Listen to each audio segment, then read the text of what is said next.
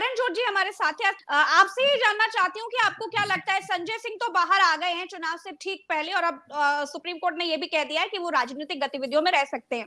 अब आपको क्या लगता है कि अरविंद केजरीवाल और मनीष सिसोदिया को रिहाई की कितनी उम्मीदें हैं?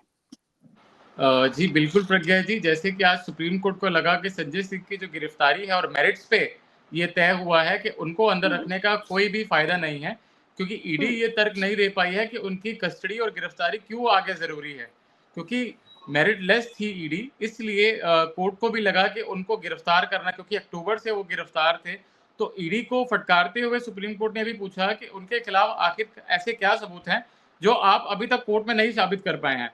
तो इस ये ना बताते हुए उनके जो एडवोकेट थे वो बताते हैं कि जी जनाब, हमें इनकी जो बाकी की गिरफ्तारी या कस्टडी से आप कोई आपत्ति नहीं है, अगर कोर्ट चाहे तो बेल ग्रांट कर सकती है, इसलिए जो कोर्ट ने उनको बेल ग्रांट कर दी है। अब आगे जाके अगर बात की जाए हमारे मुख्यमंत्री जी की, अगर उनके खिलाफ भी कोई पुख्ता सबूत जैसे नहीं मिलता है तो उनको भी ज़रूर कहीं न कहीं रिलीफ मिलेगा, उनकी भी बेल तय है सुप्रीम कोर्ट से। जी। करण जो एक सवाल है, इससे क्या क्या इस बेल से केजरीवाल की बेल मिलनी आसान होती हुई दिखाई देती है? क्या कोर्ट कंसीडर कर सकती है कि पिछले मामले में कोई सबूत नहीं था, कुछ नहीं? देखिए भरत जी, जैसे मैंने बताया ये सब मेरिट की बातें हैं। अगर मेरिट पे ये तय किया जाता है कि केजरीवाल मेरिट क्या होता है? मेरिट क्या होता है? मेरिट जैसे कि कोर्ट के अंदर जैसे मेरिट चलता है कि सबूतों के आधार पर कोर्ट तय करता है कि केवल के मनगढ़ंत कहानियां गढ़ने से नहीं चलता है, तो तथ्य के ऊपर बात चलती है, सबूतों के आधार पर प्राइम एविडेंस के ऊपर बात चलती है। अगर एविडेंस जुटा पाती है ईडी उनके खिलाफ पुख्ता, तो उनको मिलेगा।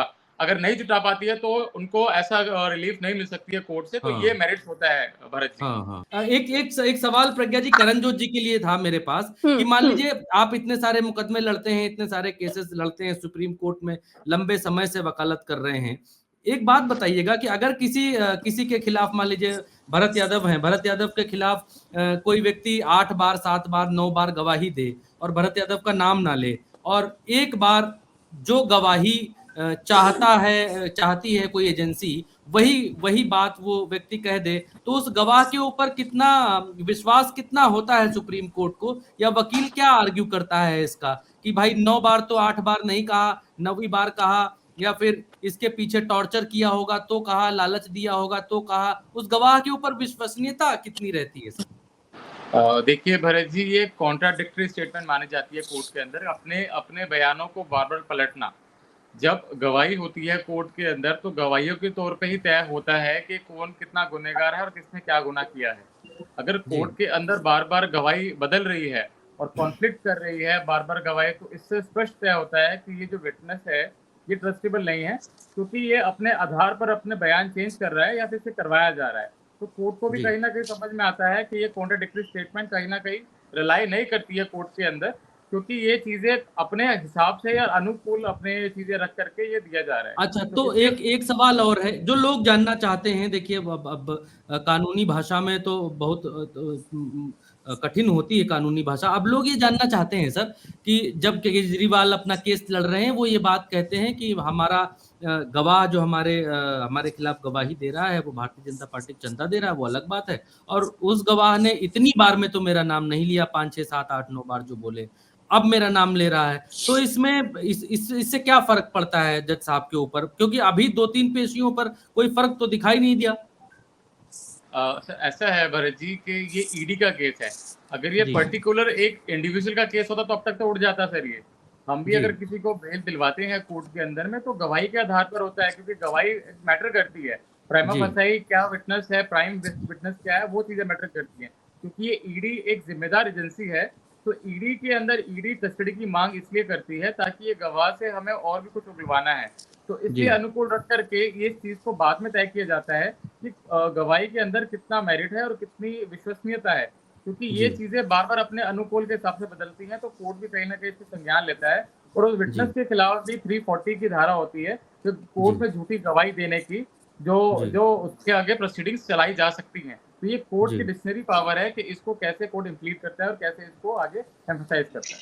एक सवाल और है सर, एक सवाल और है कि कोर्ट में मान लीजिए कि किसी को लेकर के आया जाता है और उसके खिलाफ हम लोग सुनते हैं टीवी में, फिल्मों में कि तमाम गवाह सबूतों के मद्देनजर रखते हुए ये अदालत ये फैसला सुनाती है कि फलाने को ताजरात हिंद फलाना फलाना के तहत ये किया। जी जी। तो इस केस में हम लोग जितना पढ़ रहे हैं, जितना अखबारों में देख रहे हैं, पढ़ रहे हैं, समझ रहे हैं, तो इस केस में हम लोगों तक जो जानकारी है वो ये है कि कोर्ट के थ्रू भी, अब तो लाइव भी आने लग गया है, उसके थ्रू भी कि इस केस में गवाह है, सबूत नहीं है। तो अगर जज साहब के सामने गवाही होता है और वो गवाह जो बहुत समय तक आपके लिए गवाही नहीं देता है, फिर एक बार कभी गवाही दे देता है, तो उसके दम पर कितना टिकेगा केस, कितना टिक सकता है? सर ये और क्या अगर प्रक्रिया सिर्फ गवाही के दम पर सजा हो सकती है क्या? सर बिना एविडेंस के तौर पर, क्योंकि ईडी का जो रिकॉर्ड है आप जानते हैं अच्छा नहीं है। एंड में जाकर के जैसे संजय सिंह को 6 महीने जेल में रख के उनको बेल मिली, क्योंकि उनके खिलाफ प्रूफ ही नहीं कर पाए।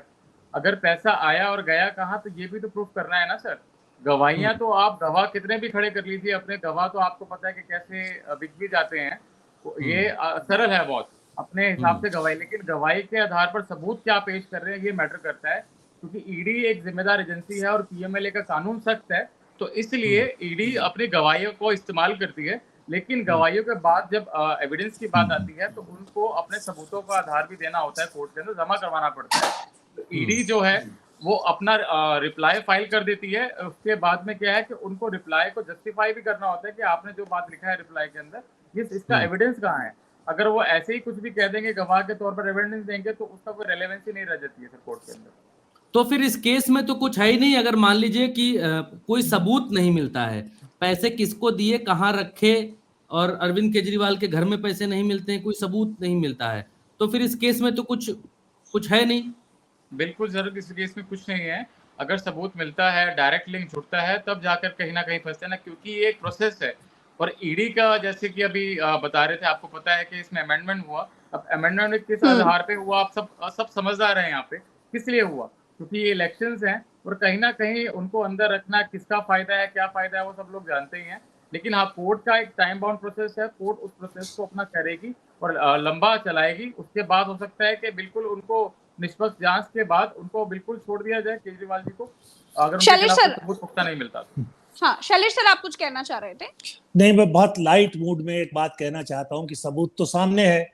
केजरीवाल जी जो हैं, उन्होंने जिन लोगों ने जिन पर कि ये आबकारी नीति में दलाली करने का मामला है, वो पैसा शरद रेड्डी और बाकी लोगों के पास गया और उन्होंने इलेक्टोरल बॉन्ड के जरिए जो है वो बीजेपी को दिलवाया। तो ये तो बीजेपी को बदनाम करने की साजिश थी। तो अब ये साजिश तो है, अब सामने तो आ गया है।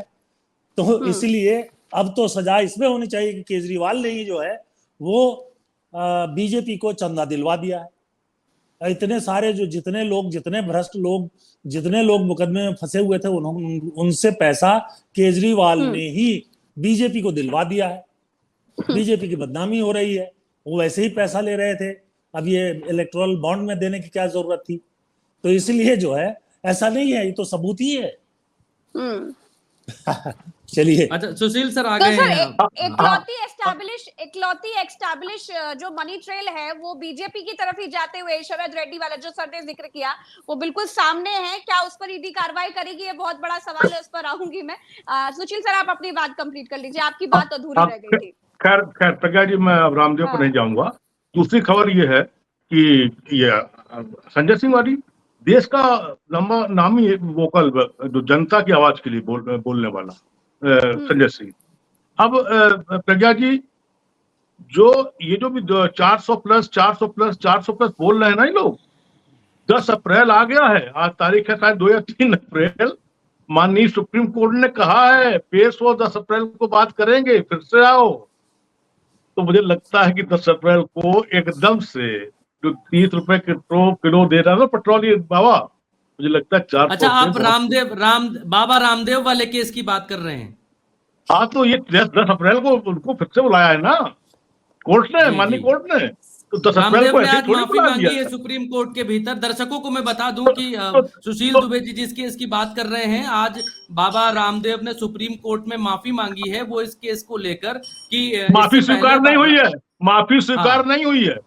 हाँ, रामदेव ने एक विज्ञापन चलाया था जिसमें ये कहा गया था। अब ये एक चीज ये भी है सुशील जी कि बहुत सारे लोग ये बात कह रहे हैं कि रामदेव पिछड़े आदमी है इसलिए उनके पीछे पड़ गए हाथ धो के। अब आप ये बताइए कि लक से नहा के जो है लड़कियां गोरी हो जा रही हैं, क्रीम लगा के गोरी हो जा रही हैं, और जो है सेंट लगा के जो है तमाम गर्लफ्रेंडें बनी जा रही हैं। भरत जी, तो बहुत लोग उन विज्ञापनों के ऊपर भी भरत जी बहुत लोग तो ये भी कह रहे हैं, एक्शन होना चाहिए।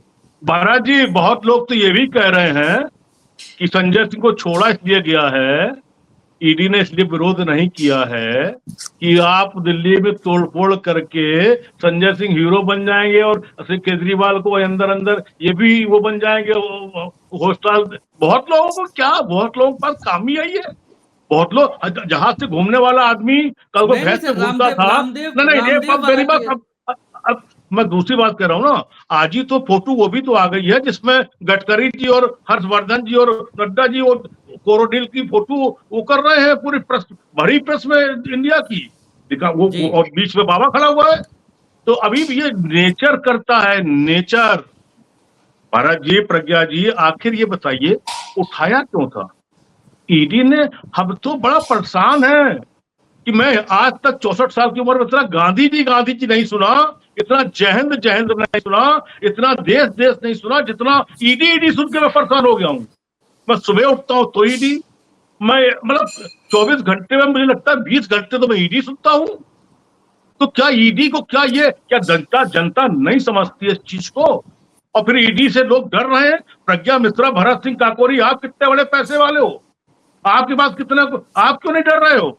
मैं पिछले 5 साल से आपको देख रहा हूं, आपके ऊपर ये पीएमएलए कानून क्यों नहीं लग रहा है जिसमें खुद साबित करना पड़ता है कि हम निर्दोष हैं? धन है देश की जनता, तभी यहाँ पर वो राज किए थे और दोबारा फिर राज, सुनिए प्रज्ञा जी, फिर राज करेंगे इस देश में। हम कहते लोकतंत्र के पहुरिया हैं, हम कहते देश की आत्मा लोकतंत्र में है, लोग कहते हैं, हम कहते हैं अभी आ रहा 24 का चुनाव, वो लोकतंत्र, जनता, जनमत, वोट डालो। क्या इसलिए वोट डालते हैं कि देश प्रदेश का चुना हुआ मुख्यमंत्री जेल में रहे? देश के चुने हुए प्रदेश के चुने हुए मुख्यमंत्री को इस्तीफा दिला के उसके चेले को मुख्यमंत्री बनाया जाए और जेल में रहे? देश का अपर हाउस मतलब राज्यसभा का एक चुना हुआ मेंबर 6 साल होने के बाद दोबारा जेल से पर्चा दाखिल करे? तो माफिया है, वो गुंडा है, वो अतीक है, अतीक भी हाउस में रहा है, ये वो जनार्दन रेड्डी है, शराब व्यापारी है। लेकिन ये हमारा दुर्भाग्य देखिए इस देश का। हम हिंदू राष्ट्र बनाने जा रहे हैं, हम 400+ बनाने जा रहे हैं, जहां पर अपर हाउस का व्यक्ति जेल में रहता बिना किसी कारण के, और अब वो कानून बनाता है, वही कानून बनाता जो कानून ऊपर पास होता है अपर हाउस में, फिर महामहिम राष्ट्रपति दस्तखत करते हैं, गजट होता है, ऑर्डिनेंस होता है, उसी को हम जेल में डाल देते हो। बाद में 8 महीने बाद कहते हैं कुछ नहीं, कुछ मिले ही नहीं।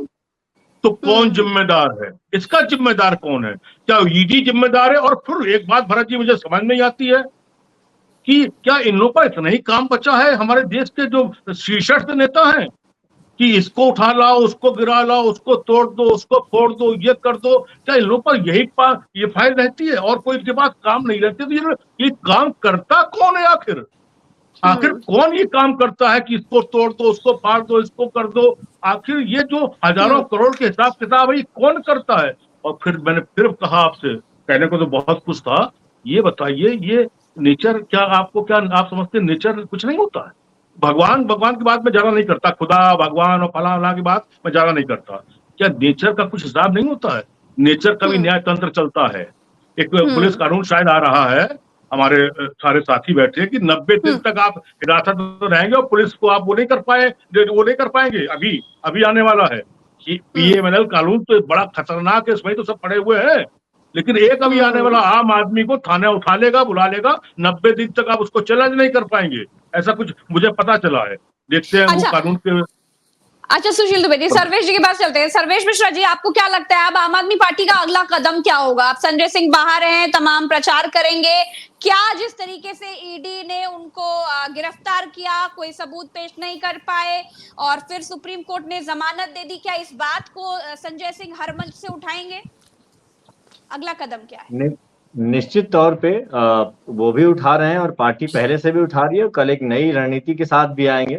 कल आप देखने जा रही हैं पार्टी कुछ बड़े कदम भी उठाएगी। कल आप मतलब मीडिया के माध्यम से आप लोगों को भी खैर पहले सूचित किया जाएगा। और तो ब्रेकिंग कल न्यूज वो आप देख बाहर सकते हैं आएंगे यहाँ पर, जी, यहीं कल पर वो देख जेल से सकते हैं बाहर क्या आएंगे। क्या करने कल- वाले हैं? कल क्या करने जा रहे हैं? कल बाहर आएंगे, कुछ नई तैयारियों से पार्टी आगे बढ़ेगी और निश्चित तौर पे हमारे जो शीर्ष नेतृत्व हैं, पार्टी के वरिष्ठ नेता हैं और उनकी अगुवाई में जो और हमारे 3 बड़े नेता जेल में हैं, उनको बाहर ले आने की भी कार्रवाई करी जाएगी। और आपके लोकसभा सामने के तो चुनाव दुविधा ये भी है कि अब एक संजय सिंह छूटे हैं, संजय सिंह के लिए खुशी मनाई जाए या 2 लोग जो जेल में हैं उनके लिए अभी दुख में रहा जाए। नहीं, निश्चित तौर पे अभी हमारे लिए संघर्ष का ही दौर है। हमने आपको कहा है कि कोई ऐसा जश्न का दौर नहीं है। जब हमारे पार्टी के मुखिया जेल में हैं, मनीष सिसोदिया जी जेल में हैं, 21 महीने सत्येंद्र जैन जी जेल में हैं, तो उनका आ जाना एक क्षणिक रूप से सफलता है हमारी, पर जश्न नहीं है। सफलता जरूर है और 3 लोग भी आ जाएंगे और लोकसभा का चुनाव सर पर है और हम लोग लोकतंत्र को बचाने की लड़ाई लड़ रहे हैं। आपसे मैंने कहा है कि सवाल संजय सिंह जी को बेल मिलने का नहीं है, बड़ा सवाल ये है कि उनके जैसा आदमी 6 महीने जेल में कैसे रहा। एक देश के विपक्ष का इतना बड़ा नेता, इस देश की राज्यसभा में सदन में दल का नेता प्रतिनिधित्व करने वाला, चौथी सबसे बड़े दल का प्रतिनिधित्व करने वाला नेता, आखिर में सदन के आखिर में जेल में 6 महीने कैसे रहा। लोकतंत्र और संविधान और न्यायपालिका में हमको इतना भरोसा है। इसके सभी तारों को तोड़ने वाली भारतीय जनता पार्टी अगर अपने मंसूबों में कामयाब 6 महीने तक भी हो गई तो इसको तोड़ना पड़ेगा। और आम आदमी पार्टी पूरी तरीके से कहती है कि हम भारतीय जनता पार्टी का मुकाबला करेंगे, इनकी ईंट का जवाब पत्थर से देंगे। हाँ जरूर है, हमारा संगठन नया है, हमारे पास संसाधनों की कमी है, लेकिन हमारे पार्टी के नेताओं के पास और हमारे कार्यकर्ताओं और हमारे लोगों के पास जुनून की कमी नहीं है। अरविंद केजरीवाल जी ने इस पूरे कैडर को ऊपर से नीचे तक ऐसा ट्रेंड किया है कि आज भी आप देख सकते हैं कि कई बार डिजिटल मीडिया और तमाम जगहों पे बात होती है तो जब भारतीय जनता पार्टी आम आदमी पार्टी से पीछे पहुंच जाती है। वो पेड ट्रोल्स रख के भी अपने वहां तक नहीं पहुंचा पाते हैं जहां तक हम लोग अपना मैसेज लेके जाते हैं। तो हम इनोवेशन के लिए और नई चीजों के लिए जाने जाते हैं। तो अभी कुछ ही समय, कुछ महीने ही वक्त है चुनाव में और नए तरीके, नए आयामों के साथ इस लड़ाई को लड़ेंगे। नरेंद्र मोदी जी तानाशाही पूरे देश में फैला चुके हैं और उनकी तानाशाही का अंत आम आदमी पार्टी करेगी।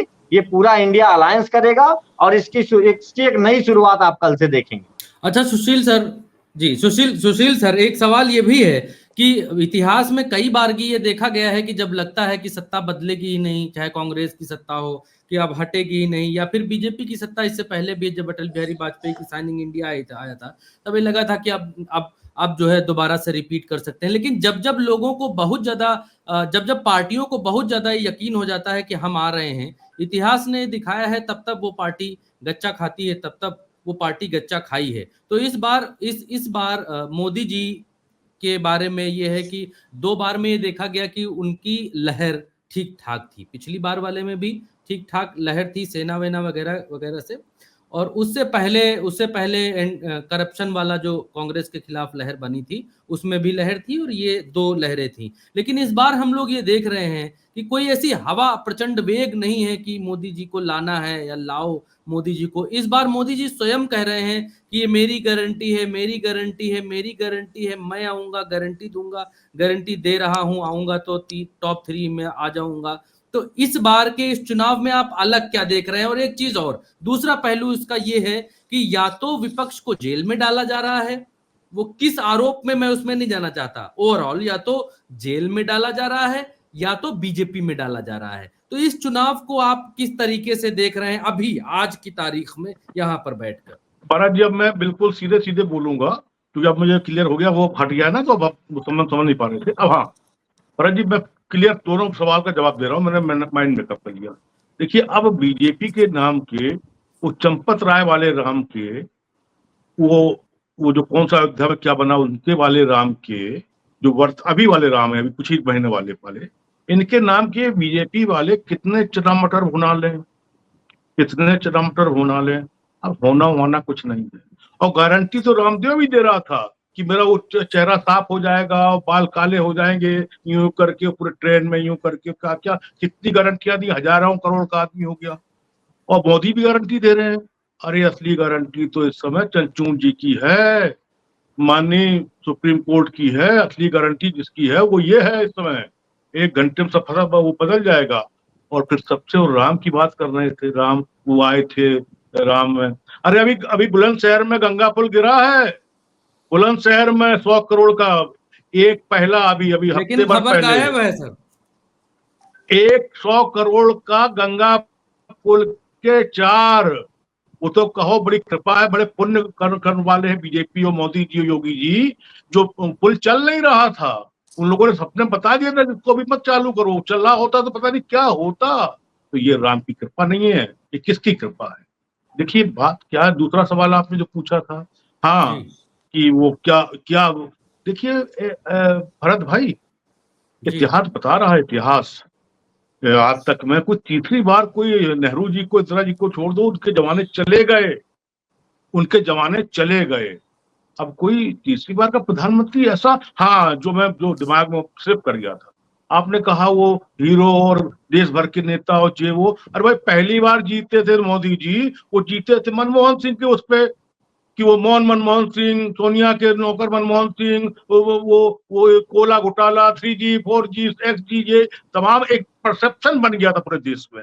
हम सब वही उसमें थे कि लगता है कि पूरा यहीं पर घोटाला है, उसमें जीत गए। और जीतने के बाद संजय सिंह को तो पकड़ लिया, हेमंत सोरेन को तो पकड़ लिया, केजरीवाल को तो पकड़ लिया, पता नहीं कितनों को पकड़ लिया। अरे पुलवामा वाले को कब पकड़ोगे मोदी जी? जो पुलवामा पूरा देश इमोशनल हो गया था, याद करिए। दूसरे बार में जीते हैं, ऐसा थोड़ी कि बड़ा भारी देश में कुछ बड़ा विकास हो गया और बड़ा क्या क्या हो गया। पुलवामा और जो दूसरा क्या था बालाकोट, उसने पूरे देश को इमोशनल कर दिया था। हिंदू हिंदू हिंदू मुसलमान, वही हिंदू मुसलमान में 5 साल इन लोगों ने ईडी हिंदू मुसलमान को तो ईडी पे वो कन्वर्ट कर दिया, सीबीआई में कन्वर्ट कर दिया, IT सेल में कन्वर्ट कर दिया, सिस्टम को कोलैप्स कर लिया, अपने हाथ में ले लिया ना सबको सिस्टम को। वही चीज जनता भी देख रही है, नेचर भी देख रहा है। हमारे देश में 36 करोड़ हैं, इनके यहाँ एक ही है गुरु जी, और औरों के यहाँ भी एक ही एक है। बड़ा यहाँ भी कंफ्यूजन है। तो यहाँ पर जो न्याय है और नेचर है, जिसने हवा पानी सूरज बनाया है, धरती बनाई है, वो भी तय करता है कि पॉलिटिक्स में, लोकतंत्र में किसको ऊपर करना है। शेर घास खत्म करता है वो हिरन, और हिरन को खत्म करता है शेर, और शेर को खत्म करता है शिकारी। ये तो पूरा चक्र है ना। तो ये रफ्तार हो गए, सबने सब कुछ समझ लिया। जब आपका मुस्तकबिल अगर 10 साल में हम 5 करोड़ राशन पे आ गए, हम 5 लाख 15 लाख के रुपए की बात ही नहीं करते प्रज्ञा जी। अगर देश का प्रधानमंत्री एक भी सीधी इंटरनेशनल प्रेस कॉन्फ्रेंस पीसी नहीं करता है, अगर देश का प्रधानमंत्री, देश का प्रसारण मंत्री, देश का सूचना मंत्री अगर एक साथ बैठकर एक भी पीसी देश की नहीं करता है, तो इस देश के लोकतंत्र को खतरा माना जाता है। और देश के चौथा जो आपका वो है ना पाया, ये हिलता और हिलने को हिलने ये देश की जनता नहीं देगी।